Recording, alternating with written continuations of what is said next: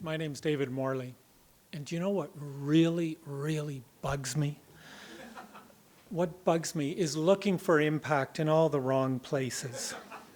Because it seems to me that all too often when people search for impact in international organizations, the place they go is at the bottom of the home page on the website, and there you'll see a pie chart. You know those pie charts that shows the expense ratios. And here's the thing, all of those pie charts look pretty similar, and none of them will tell you what impact really is.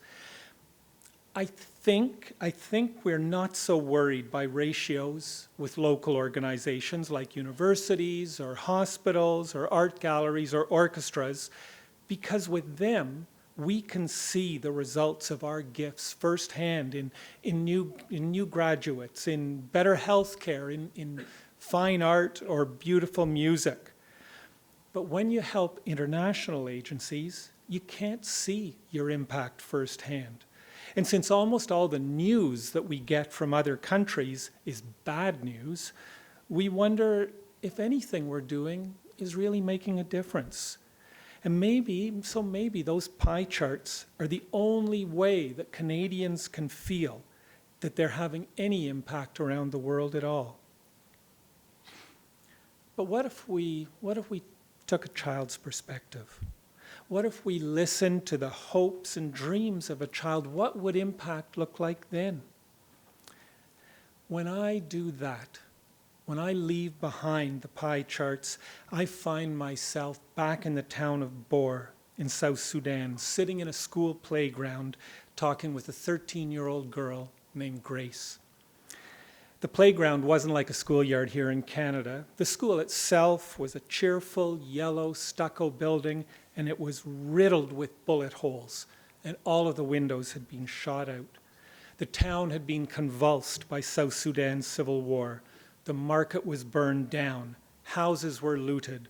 Our UNICEF office had been ransacked, and patients who couldn't flee the hospital had been killed in their beds. So now that town was almost deserted. But Grace was there. She'd fled with her family across the Nile River when the violence flared, but now she and her grandmother had come back to Bor. "Why are you here?" I asked her. "Is it really safe?" "I'm here because I want to be at school," she replied. "I want to be a teacher, because if you're educated, then life is better. Too many fathers tell their daughters it's better to get married than to go to school, but I don't think so. I want to learn because education brings peace."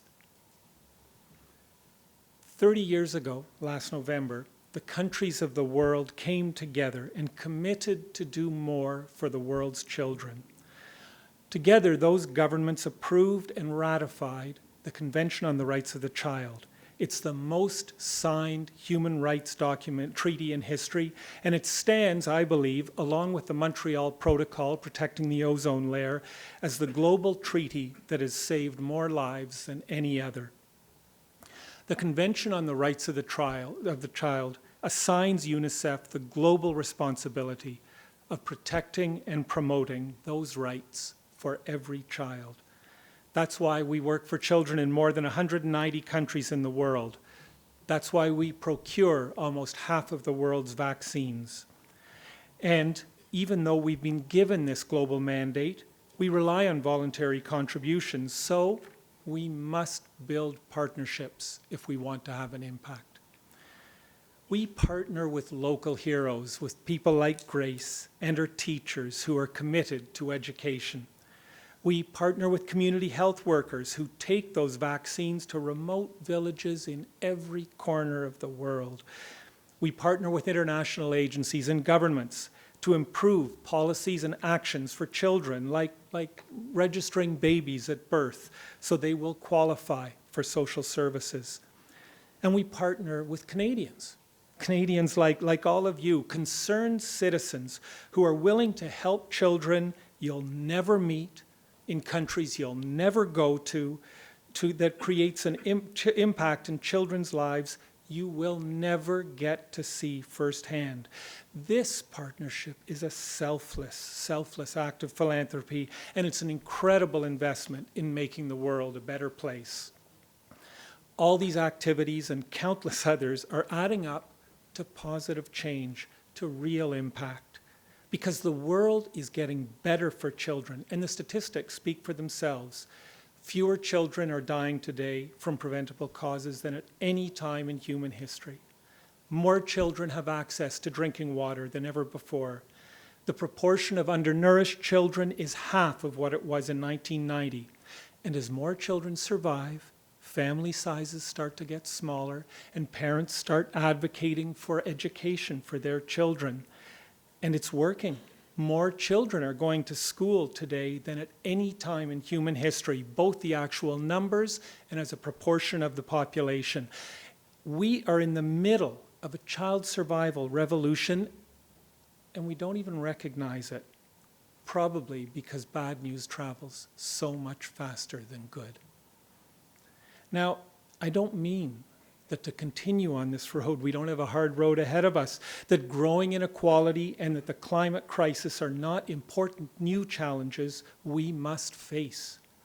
But a generation ago, when the Convention on the Rights of the Child was adopted, we really didn't know or expect to make all the progress we have since then. So please, please remember this. Despite all the bad news that we hear, for the majority of the world's poor, things are getting better. And that, not a pie chart, that is impact. Thank you.